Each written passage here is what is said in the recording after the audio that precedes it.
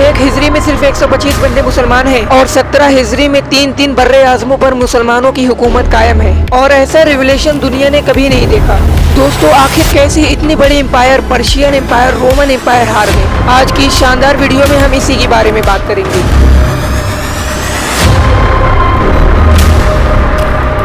एक हिजरी में आप सल्लल्लाहु अलैहि वसल्लम पर ईमान लाने वाले की तादाद सिर्फ 125 है और अल्लाह के हुक्म से आप सल्लल्लाहु अलैहि वसल्लम मक्का से मदीना की तरफ हिजरत करते हैं।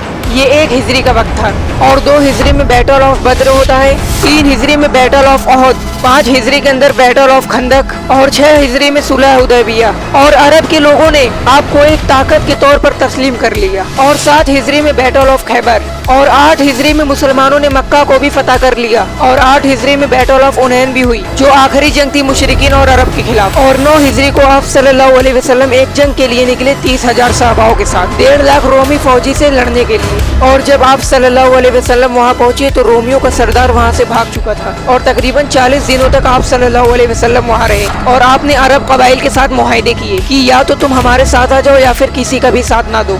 और रसूलुल्लाह के पर्दा करने के बाद फौरन अरब कबाइल मुरत्तद हो गए और लोगों ने खुद को ही नबी बताना शुरू कर दिया। 3 झूठे पैगंबर मुकाबले पर आ गए और वो खुद की ही अपनी फौज बना ली।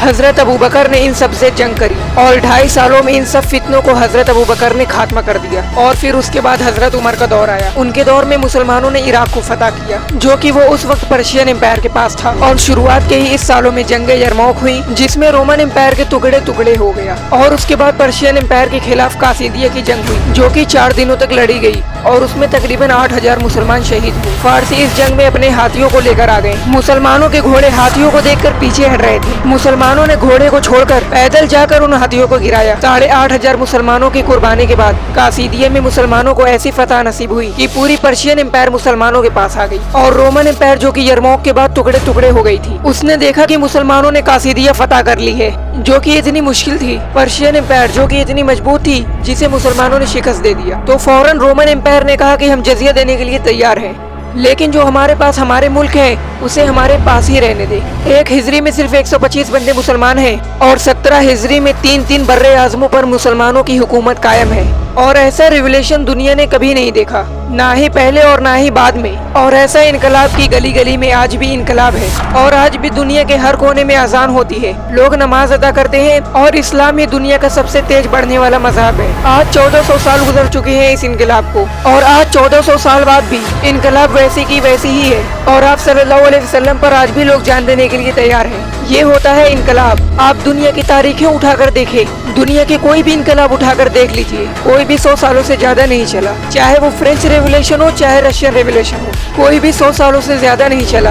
अरब के लोगों में ये 2 कमजोरियां थी। पहला ये कि वो जाहिल थे, अल्लाह ने उन्हें कुरान अता किया इल्म की शक्ल में। और दूसरा कि वो एक दूसरे से लड़ते रहते थे। अल्लाह ने रसूलुल्लाह के शक्ल में एक मुबारक लीडर दे दिया जिन्होंने सारे अरब कबाइल को एक झंडे के नीचे मुत्तहिद किया। और रसूलुल्लाह के पर्दा करने के बाद भी अरब के कबाइल मुर्तद हो गए और अल्लाह ने दिखाया कि ये फतह अल्लाह की वजह से होती है। तब ये अरब मुर्तद हो गए। तब क्या ये किसी ने सोचा था कि मुसलमान रोमन और पर्शियन एम्पायर को गिराएंगे, क्योंकि उनको खुद अपने मुल्क में ही हुकूमत करना मुश्किल हो रहा था। लेकिन जब अबू बकर ने अपना जज्बा दिखाया और धीरे धीरे फतवाहत बढ़ती गई तो सारे कबाइल एक हो गए। इसी के साथ हमारी ये वीडियो खत्म होती है। उम्मीद करता हूँ आपको ये वीडियो अच्छा लगा होगा।